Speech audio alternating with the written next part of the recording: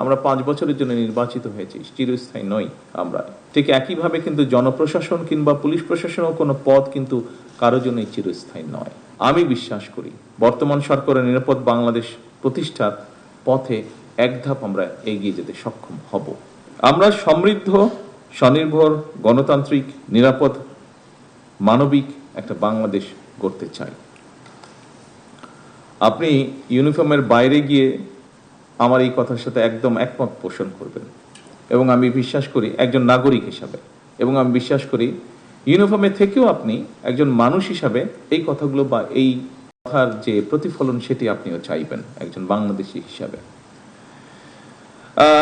কথাটা শুধু একটা স্লোগান নয়, আমরা এই আকাঙ্ক্ষা বাস্তবায়ন করতে চাই এবং আমরা সকলেই জানি কষ্ট হলেও, ডিফিকাল্ট হলেও, আমাদের অনেক ডিফিকাল্টিজ আছে, তারপরে এটি বাস্তবায়ন করা কিন্তু সম্ভব ইনশাল্লাহ। এবং এটা বাস্তবায়নের জন্য প্রথমেই যেটা প্রয়োজন সেটা স্বরাষ্ট্রমন্ত্রী উনি উল্লেখ করেছেন ওনার বক্তব্যে, সেটা হচ্ছে দেশের আইন শৃঙ্খলার নিয়ন্ত্রণ, জনগণের শান্তি এবং নিরাপত্তা বজায় রাখা। আজকে আপনারা যারা এই ঘরে উপস্থিত আছেন, এই মুহূর্তে সারা দেশের মাঠ পর্যায়ে আইন শৃঙ্খলা নিয়ন্ত্রণের ক্ষেত্রে কিন্তু আপনারা সরাসরি ভূমিকা রাখেন এবং রাখছেন আপনারা। সুতরাং আপনাদের উপরে যে অর্পিত দায়িত্ব, এই দায়িত্বটা যদি সফলভাবে পালনের সক্ষমতার পরিচয় দেন, আমি বিশ্বাস করি যেই কথাটা বলছিলাম যে একটি নিরাপদ মানবিক বাংলাদেশ, বর্তমান সরকারের নিরাপদ বাংলাদেশ প্রতিষ্ঠার পথে এক ধাপ আমরা এগিয়ে যেতে সক্ষম হব। আমি জানি আপনাদের লিমিটেশনস আছে, আমাদের সকলের লিমিটেশনস আছে, তারপরেও আমরা আমাদের অবস্থান থেকে যতটুকু পারি আমরা যদি চেষ্টা করি, সকলে যদি এফোর্ট নেই, আমরা এক ধাপ অন্তত এগিয়ে যেতে পারবো ইনশাল্লাহ, আমি দৃঢ়ভাবে বিশ্বাস করি। প্রতিনিয়ত যে প্রযুক্তিগত যে উন্নয়ন, এটা আমাদের এখানে যে অপরাধগুলো হচ্ছে এই টেকনোলজির কারণে এটা ধারণ পাল্টেছে, ফলে স্বাভাবিকভাবে পুলিশ প্রশাসনের কার্যক্রমের যে পরিধি সেটার আরো অনেক ব্যাপক এবং বিস্তৃত হয়েছে। স্বাভাবিকভাবেই বর্তমানের পুলিশের কার্যক্রম এখন আরো অনেক কয়েক দশক আগে যেমন ছিল তেমন না।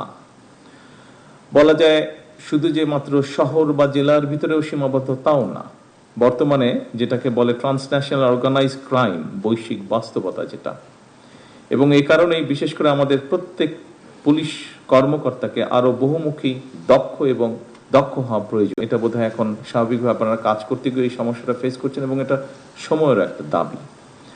এরকম বাস্তবতাতেই পুলিশ প্রশাসনের নির্দিষ্ট কিছু পদ নয়, বরং আমি মনে করি প্রত্যেকটা পদই অত্যন্ত গুরুত্বপূর্ণ, প্রত্যেকটি পদ যার যেখানে যেই পোস্টিং আছেন আপনি। সুতরাং প্রশাসনের সকল পদেই কাজ করার পেশাদারী মানসিকতা থাকাও কিন্তু অত্যন্ত জরুরি। শুধুমাত্র পদোন্নতি কিংবা নিজেদের পছন্দ মতন জায়গায় পোস্টিং এর জন্যই যদি আমরা মনে করে থাকি, তাহলে সেটা আমি মনে করি যে পেশাদারিত্বের সঙ্গে যে আপোষ, সেই আপোষটা হয়ে যায়। এটাতে হয়তো আপনি আপনার ইচ্ছা মতন বা প্রয়োজন মতন বা চাহিদা মতন পোস্টিং পেলে হয়তো সাময়িকভাবে আপনি এটা তুষ্ট হবেন, হ্যাপি হবেন আপনি, তবে এটা আপনার যে পেশাদারিত্ব আছে, আপনার যে প্রফেশনালিজম আছে, সেটার সাথে কম্প্রোমাইজ করা হয়।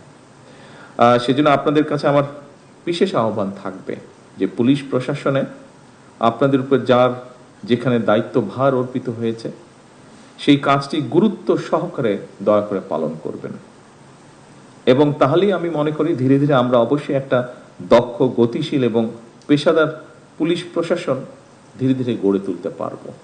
আমরা 5 বছরের জন্য নির্বাচিত হয়েছি, চিরস্থায়ী নই আমরা। এটা অতীতেও বিভিন্ন সময় প্রমাণিত হয়েছে, পৃথিবীর সব দেশে এটা প্রমাণিত। ঠিক একইভাবে কিন্তু জনপ্রশাসন কিংবা পুলিশ প্রশাসনেও কোনো পদ কিন্তু কারো জন্যই চিরস্থায়ী নয়।